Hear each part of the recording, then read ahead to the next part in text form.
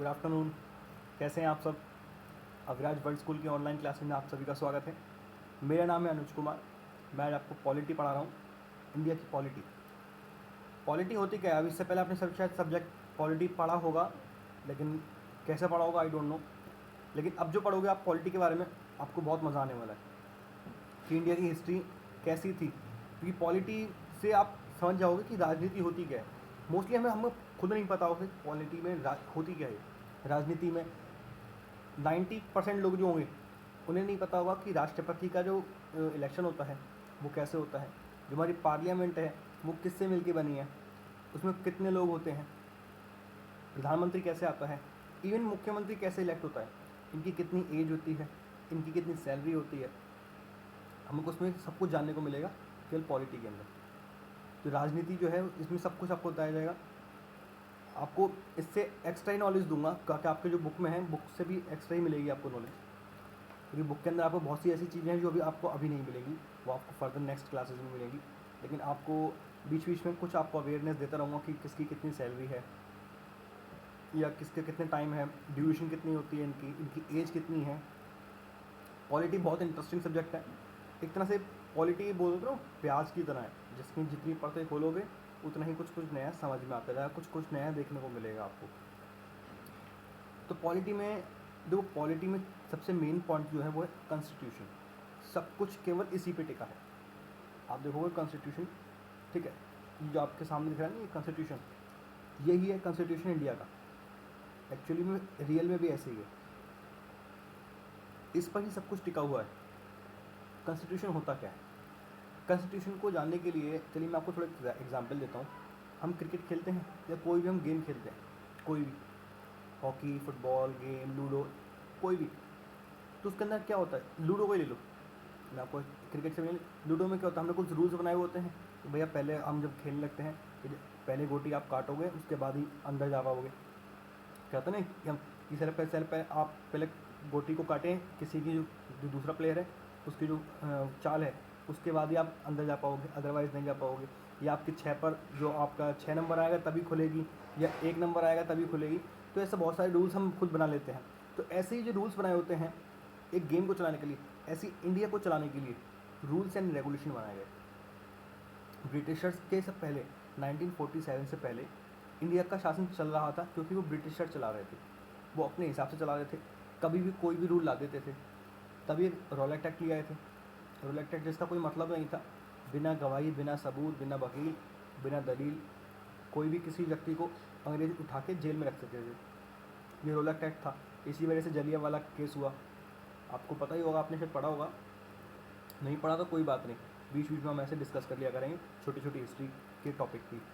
इससे आपको थोड़ा क्या है, जनरल अवेयरनेस भी होती रहेगी कि कौन सी चीज़ क्या है। तो जब रॉलेट एक्ट आया, जलियांवाला केस हुआ, इसी चीज़ के चक्कर में गांधी जी ने एक नॉन कॉर्पोरेशन जो मूवमेंट था 1920 में उसको चालू किया था। ठीक है, तो वो इसी चीज़ पे बेस्ड था, क्योंकि वो लॉ बना लेते थे उल्टे सीधे। लेकिन हमारे जब 1929 में एक एम एन राय हमारे एक पर्सन थे जिन्होंने एडवाइस किया। कांग्रेस की एक मीटिंग हुई थी, हर साल कांग्रेस की मीटिंग हुआ करती थी अलग अलग स्टेट के अंदर, अलग अलग सिटीज़ के अंदर। तो फिर एम एन राय जी ने सजेशन दिया जो मीटिंग में कि हमको अपना कॉन्स्टिट्यूशन बनाना चाहिए, कि हम अपना खुद का संविधान बनाएंगे और अंग्रेज़ों को बोलेंगे इस चीज़ के लिए कि वो हमारे इस संविधान को फॉलो करें। जब इंडिया हमारा, लोग हमारे, जब सब कुछ हमारा है, तो फिर रूल चलाने वाले वो कौन? ठीक है, इसी चीज़ के चक्कर में उन्होंने आगे बहुत, इंडिया ने बहुत केसेस लड़े।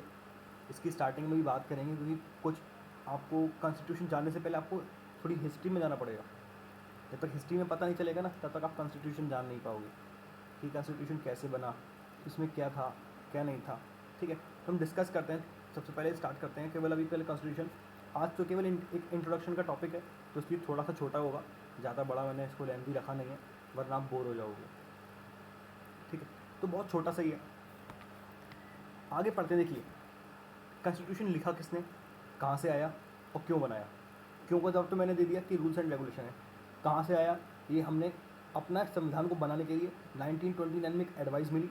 1929 से चलते चलते चलते चलते चलते 1947 के अंदर हमने एक मीटिंग बनाई, एक तय किया। एक्चुअली क्या है, 1946 के अंदर हमने एक सभा बनाई थी, एक कमेटी बनाई, एक इंटरिम गवर्नमेंट बनी थी, जिसके जो पहले चेयरमैन जो पहले नॉन परमानेंट चेयरमैन थे वो थे सच्चिदानंद सिन्हा। पहले नॉन परमानेंट चेयरमैन थे सच्चिदानंद सिन्हा, बाद में 2 दिन के लिए थे केवल ये नॉन परमानेंट। इट मीन्स कि अभी कोई चेयरमैन हमें मिला नहीं है, इसलिए हमने एक गवर्नमेंट का एक मुख्य अधिकारी बना दिया है। लेकिन जैसे ही हमको डॉक्टर राजेंद्र प्रसाद जी मिले, उनका चुनाव किया हमने, चुनाव भी नहीं किया, उन्होंने सब लोग राज़ी हो गए, उन्होंने बोला कि हाँ कि इनको बना दीजिए, तो उनको पहला चेयरमैन बनाया गया, तो डॉक्टर राजेंद्र प्रसाद जी को बनाया गया। 9 दिसंबर का डे था, 1946 की बात थी, आज़ादी से पहले। आज़ादी क्योंकि एक्चुअली क्या हिस्ट्री के अंदर आपको बताऊँ, एक वेवल का प्लान आया था। वेवल प्लान जो था उसमें इन्होंने बोल दिया था, फिर आया था कैबिनेट मिशन 1946, उसमें लिखा हुआ आ गया था कि यस अब आप इंडिया की गवर्नमेंट इंटरिम गवर्नमेंट बना सकती है, हम तो रूल्स और करने के लिए देते हैं, तो आप अपना कॉन्स्टिट्यूशन बना लीजिए। 1947 में इंडिया को आज़ादी मिल गई, इसी टाइम पर पार्टीशन भी हो गया इंडिया पाकिस्तान का। तो 1946 के अंदर ठीक है कि हमारा जो कॉन्स्टिट्यूशन था वो असेंबली बनती है, सच्चिदानंद सिन्हा अपॉइंट किए जाते हैं। 11 दिसंबर के दिन डॉक्टर राजेंद्र प्रसाद जी को इलेक्ट किया जाता है। 13 दिसंबर के दिन ऐसे ही दिन याद को रटने की जरूरत नहीं पड़ेगी, एक एक करके आपको याद हो जाएंगे। 13 दिसंबर के दिन 1946 के अंदर जवाहरलाल नेहरू जी एक बिल लेके आते हैं असेंबली के अंदर। देखो असेंबली में बिल लाया जाता है, अब बिल समझाने के लिए मुझे आपको पूरे लोकसभा में ले आना पड़ेगा, चलिए आपको बता देता हूँ। एक्चुअली क्या है, कोई भी रूल्स बनाने के लिए, कोई भी आपको लॉ बनाना है, अगर आपको सपोज़ कि आज हमें एक नई CBSE जो बोर्ड है, CBSE बोर्ड को ख़त्म करना है, तो आप ऐसे ही ख़त्म नहीं कर सकती, तो आपको क्या करना पड़ेगा, पहले गवर्नमेंट के पास जाना पड़ेगा। गवर्नमेंट क्या करेगी, पार्लियामेंट के अंदर जो हमारी लोकसभा और राज्यसभा है वहाँ पर एक बिल लेके आएगी, इसे बोलते हैं बिल पास करने के लिए सबकी सहमति होगी, वोटिंग की जाएगी कि हाँ कितने लोग इसके साथ में और कितने लोग इसके विपक्ष में है, अगेंस्ट है। अगर लोग जो साथ में हैं तो वो बिल पास हो जाएगा। बिल पास होकर किसके पास जाएगा, लोकसभा के स्पीकर के पास, जो वहाँ का चेयरमैन होता है, वो एक बार साइन कर देगा, देन वो बिल कहाँ जाएगा, राष्ट्रपति के पास। राष्ट्रपति जैसे ही साइन कर देगा और बिल वो पास हो जाएगा। तो बस यही चीज़ है और कुछ नहीं है, ठीक है। GST लगने के लिए जो GST का बिल आया था, ठीक है। आगे टॉपिक पर बढ़ते हैं, ठीक है। 13 दिसंबर को जवाहरलाल नेहरू जी बिल लाए कि इंडियन कॉन्स्टिट्यूशन बनेगा, और इसकी जिम्मेदारी गई थी, वो दी गई थी हमारे डॉक्टर भीमराव अम्बेडकर जी को। अब यहाँ से थोड़ा इंटरेस्टिंग बनेगा। डॉक्टर भीमराव जी अम्बेडकर जी, उनको इसकी जिम्मेदारी मिली 7 लोगों की मेंबर की टीम के साथ, 7 लोगों की मेंबर की टीम के साथ उन्होंने इस चीज़ को आगे बढ़ने का काम चालू किया। देखिए आप देख रहे होंगे, अब देखो, it was adopted by the constitution assembly of India on 26 नवंबर 1949। 26 नवंबर 1949 को ये इफेक्टिव हुआ था, बन गया था हमारा कॉन्स्टिट्यूशन। जो बना था हमारा 49 में बन गया था, लेकिन ही बिकम इफेक्टिव ऑन 26 जनवरी 1950। 1950 26 जनवरी को ये लागू किया गया था, डिक्लेयर किया गया था, तभी तो इसको बोलते हैं हम रिपब्लिक डे। हमारे 50% लोग इंडिया के नहीं जानते होंगे कि रिपब्लिक डे क्यों मनाते हैं। वो सब इंडिपेंडेंस से जब जानते हैं 1947 में देश आज़ाद हुआ था, लेकिन ये क्यों मनाते हैं 1950 वाला सब देखिए कि हमने इस दिन अपना इंडियन कॉन्स्टिट्यूशन डिक्लेयर कर दिया था। हमने बना दिया था कि अब हम इंडिया के सिटीज़न हैं, हमारे क्या रूल्स हैं, हमारे क्या रेगुलेशंस हैं, हमारे पास क्या क्या अधिकार हैं, क्या क्या हमारे फंडामेंटल राइट्स हैं, क्या फंडामेंटल ड्यूटीज़ हैं। तो हमारे जितने भी बताया था ये उस टाइम हमने देख लिया था। It is the longest written constitution of any country of on earth. देखिए सबसे लंबा है ये कॉन्स्टिट्यूशन बना हुआ पूरे अर्थ पे। हर देश के पास रूल्स रेगुलेशन के लिए कॉन्स्टिट्यूशन होता है, हर देश के पास है। हमारे देश के पास जो है वो सबसे लंबा है। लंबा इट मीन्स जो एक तो लंबा और हैंड रिटन, अपने हाथ से लिखा हुआ है, कोई प्रिंट करा हुआ नहीं है। अभी आप आगे पढ़ोगे आपको उसको बताऊँगा। यही हमारा एक इंडिया का ही ऐसा कॉन्स्टिट्यूशन है पूरे अर्थ पे समझ लो कि जिसमें हाथ से लिखा हुआ है कॉन्स्टिट्यूशन, वरना किसी में हाथ से लिखा हुआ नहीं है कोई कॉन्स्टिट्यूशन। हमने बहुत सी चीज़ें कॉन्स्टिट्यूशन की हमने और देशों से ली हैं, बहुत सी चीज़ें हैं इसके अंदर, मैं अभी आपको आगे बताऊंगा कि हमने जो पसंद आया। जैसे अफ्रीका से पसंद आया अमेंडमेंट बिल, तो हमने वहाँ से ले लिया।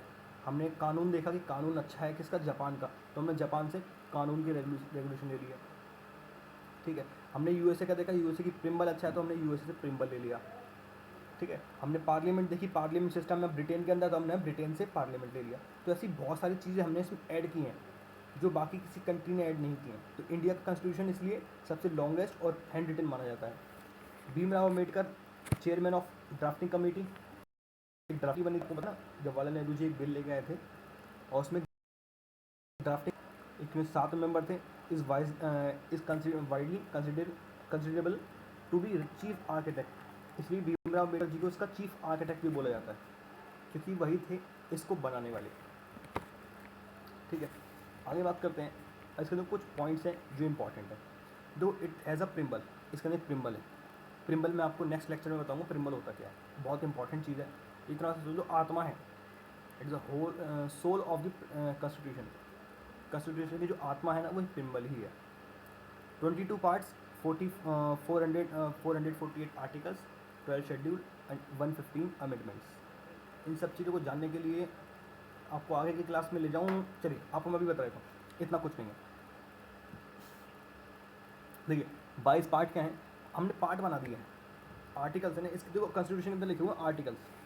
आर्टिकल 1 के अंदर कौन सा लॉ है, आर्टिकल 2 के अंदर कौन सा लॉ है, आर्टिकल 3 के अंदर कौन सा लॉ है, आर्टिकल 4 के अंदर, ऐसे ये 448 आर्टिकल बनाए हुए हैं। एक्चुअली है तो 395 है ये आर्टिकल है टोटल 395, क्योंकि at the time of constitution making, जिस जब कॉन्स्टिट्यूशन बना था तो उस वक्त हमने 395 आर्टिकल बनाए थे। हमने उसके अंदर चीज़ें जोड़ी हैं, ऐड की हैं। मतलब सपोज अगर आर्टिकल 21 है तो हमने 21A लगा दिया ब्रैकेट में और हमने नेक्स्ट आर्टिकल हमने एक लॉ जोड़ दिया, 51A लगा दिया, हमने कुछ और जोड़ दिया। जैसे कि मैं बात करूँ, आर्टिकल 21 है राइट टू लिव, जीने का अधिकार, हमने आर्टिकल 21A डाल दिया 1976 के अंदर, जिसका मतलब था पढ़ने का अधिकार, राइट टू एजुकेशन। ऐसी आया था हमारा 50 और 51, तो हमने 51A इसमें डाल दिया। तो ऐसे बहुत सारे आर्टिकल ऐसे हुए हैं जिसमें हमने आगे ABCD करके ऐसे नेमिंग कर दिया, तो उसी को बोला 448। आप अपने नोट्स में लिख लेना, आपको बता देता हूँ। एक्चुअली थे कितने, 395 at the time of commencement, 395। 5 थोड़ा टेढ़ा हो गया, ठीक है, ये लिख लेना 395 उस टाइम पे जब हमारा देश आज़ाद हुआ था, जब हमने कॉन्स्टिट्यूशन बनाया था तब की बात है। 395 आर्टिकल्स थे, ठीक है, 22 शेड्यूल है। अब तो 25 शेड्यूल पार्ट हो गए, 22 पार्ट थे, 8 शेड्यूल थे, अभी लिखे हैं 12, क्योंकि हमने चेंज कर लिए हैं। 70 साल हो गए हमें आज़ादी को, तो हमने बहुत सी चीज़ें चेंज भी की हैं। और अमेंडमेंट तब होता है कि कुछ बदलाव करना। हमने 115 बार हमने इसमें बदलाव किया, तो वही चीज़ उन्होंने लिखी है, हमने 115 बार बदलाव किया है। एक्चुअली 114 बार किया है, 104 बार किया हमने। 104 जो अमेंडमेंट हुआ था, अब 2010 में हुआ है, तो शायद पता नहीं कैसा क्या लिखा है, तो हो सकता है हुआ कुछ मिसप्रिंट हो गया हो। It is a preamble, 22 parts, 448 articles, 12 schedule, 115 amendment. समझ में आया कि क्या होते हैं आर्टिकल्स, क्या होते हैं आर्टिकल? जो हमारे पॉइंट 1, पॉइंट 2, पॉइंट 3 करके हमने लिखे रखे हैं ना, उसे बोलते हैं आर्टिकल्स। पार्ट के हमने पूरे ग्रुपिंग कर दी है कि सपोज़ हमने यूनियन टेरिटरी का हमारे आर्टिकल से 1 से लेकर 5 तक, तो हमने ग्रुपिंग कर दी, इसका नाम लिख दिया पार्ट 1। देन हमने बोला सिटीज़न के क्या क्या नाम होंगे, मैं नाम कहने का मतलब किस किस को हमारा सिटीज़न होने का राइट है, तो हमने क्या किया, हमने उसको पार्ट 2 लगा के हमने उसके आगे की ग्रुपिंग कर दी थी। 6 से लेकर 12 तक या 13 तक जो आर्टिकल हैं वो केवल सिटीज़न के। तो ऐसे ही हमने बहुत सारे पार्ट बना दिए हैं। बात करें हम शेड्यूल की, शेड्यूल क्या होते हैं? देखिए शेड्यूल भी हमारे आर्टिकल्स ही हैं, लेकिन क्या है, जब बना रहे थे वो, तो शेड्यूल बहुत लंबे लंबे आर्टिकल्स थे, इस तरह से पूरी ब्रीफ थी। अगर इनको लिख देते तो इतनी ही मोटी बुक और तैयार हो जाती है एक और। तो उन्होंने इस चीज़ के लिए क्या किया, उन्होंने कहा एक पेपर पे अलग से रूल्स एंड रेगुलेशन बनाए, उसको बोल दिया हमने शेड्यूल, कि है आर्टिकल्स का पार्टी, लेकिन इसका नाम देंगे शेड्यूल। जैसे 8 शेड्यूल के अंदर हमारी लैंग्वेज दी है, लैंग्वेज के बारे में बताया 8 शेड्यूल के अंदर कि हमारी इतनी लैंग्वेज होंगी। उस टाइम पे हमारी कितनी थी, हमारी थी उस वक्त 14 लैंग्वेज, अब हमारी हैं 22 लैंग्वेज ऑफिशियली। सब जगह 22 लगा के 22 कर दिए अब ऑफिशियल लैंग्वेज, ठीक है। ऐसी बहुत सारी बनी है। 150 अमेंडमेंट आपको बता दिया कि जिसमें बदलाव करने का। Next, build the constitution, our leaders spend 2 years 11 months 17 days to written our constitution. मतलब एक हमारा कॉन्स्टिट्यूशन 2 साल 11 महीने और 17 दिन लगे थे। ये पॉइंट जो है ना लिखे मैंने, बहुत इंपॉर्टेंट पॉइंट है, मैंने छांट के लिखे हैं ताकि आपको कोई दिक्कत ना आए समझने में। फिर भी समझ में दिक्कत आती है तो मुझे एक बार कॉल कर दीजिएगा, मैं आपको कॉल करके समझा दूँगा। 2 साल 11 महीने 17 दिन लगे थे बनने के लिए। लोगों ने इतना विचार किया, 7 लोगों के मेंबर ने, अम्बेडकर जी ने, कि देखा कि किस देश के पास कौन से कानून है, कौन सा कानून अच्छा है, उन्होंने इस चीज़ को बताया। ठीक है। It was hand written by Prem Behari Narayan Raizada. मैंने क्या कहा था, हैंड रिटन है। अभी अब मैं आपको दिखाऊंगा, लिखा हुआ भी है। मैं आपको, मेरे पीछे प्रिम्बल मैंने फ़ोटो डाली है, आपको दिखाऊंगा कैसा है वो। ये एक्चुअली हाथ से लिखा हुआ है। प्रेम बिहारी नारायण रायजादा इनका नाम था, जिन्होंने लिखा था, अपने हाथ से कैलीग्राफी की थी। बहुत ही सुंदर राइटिंग है, वो अपने हाथ से की थी। The original constitution is hand written with each page uniquely decorated by artist from Shanti Niketan including Beohar Ram Manohar Sinha and Nandalal Bose. ना केवल लिखा हुआ है, इसमें जो डिज़ाइनिंग की हुई है, अभी दिखाऊंगा, आपको दिखा देता हूँ। ये सर ये है, वो हमारे नारायण राय उन्होंने लिखा हुआ है। और जो बाहर डिज़ाइनिंग की हुई है, ये की नंदलाल बोस और राम मनोहर सिन्हा जी ने। ये और हैंड रिटन, ये नहीं कि कोई प्रिंट करा हुआ है, ये सब हाथ से लिखे हुए हैं।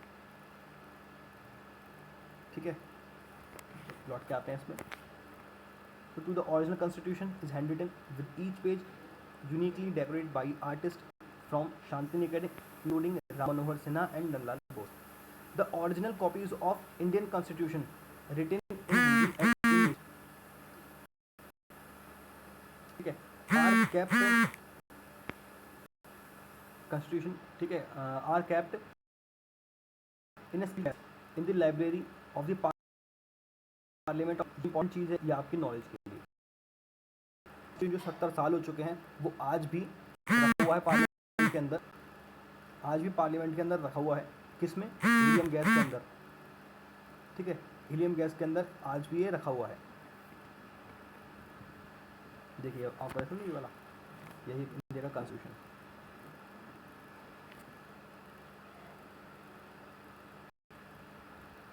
इसका अंदर से लिखा किसने है आपको बता दिया मैंने, बाहर से डिज़ाइन किया है राम ने, और अंदर किसने? नारायण रायजादा।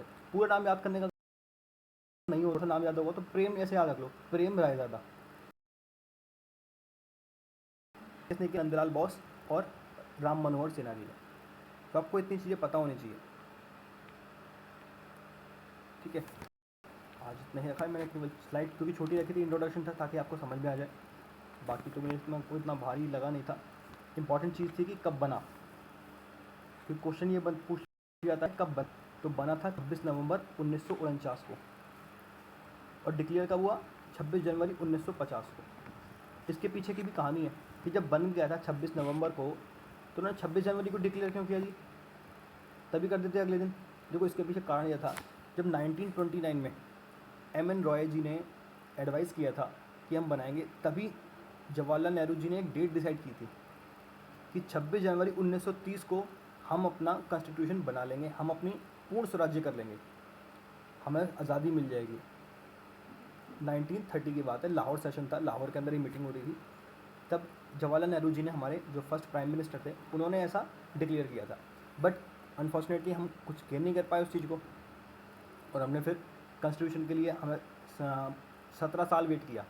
1947 में आज़ादी मिली तो हमने 17 साल और वेट किया। तो फिर उसी चीज़ को लेकर हमने, जवाहरलाल नेहरू जी ने बोला कि 26 नवंबर आपने तैयार कर लिया है, लेकिन हमने डेट डिसाइड की थी एक बार 26 जनवरी। उस वक्त का डेट का बहुत इंपॉर्टेंट रोल था कि इस दिन क्या होना चाहिए, इस दिन क्या होना चाहिए। उस दिन बहुत इंपॉर्टेंट रोल था उस वक्त, तो इसलिए उन्होंने डिसाइड किया डेट कि हम 26 जनवरी को ही करेंगे, जो हमने डेट डिसाइड की थी। ईयर कोई सा भी हो, लेकिन हमने डेट डिसाइड की 26 जनवरी, तो हम 26 जनवरी को करेंगे, इसलिए 26 जनवरी को डिक्लेयर हुआ। ठीक है, आज के लिए इतना रखें, बाकी नेक्स्ट सेशन में आप प्रिम्बल के बारे में पढ़ते हैं। और बाकी आपको कुछ डाउट लगे कि सर कैसा है, कुछ पूछना हो, मैसेज मी या कॉल मी, मैं आपको बेझिझक होकर आपको बता दूंगा। ठीक है, आज के लिए इतना रखते हैं। Thank you students, goodbye, have a nice day.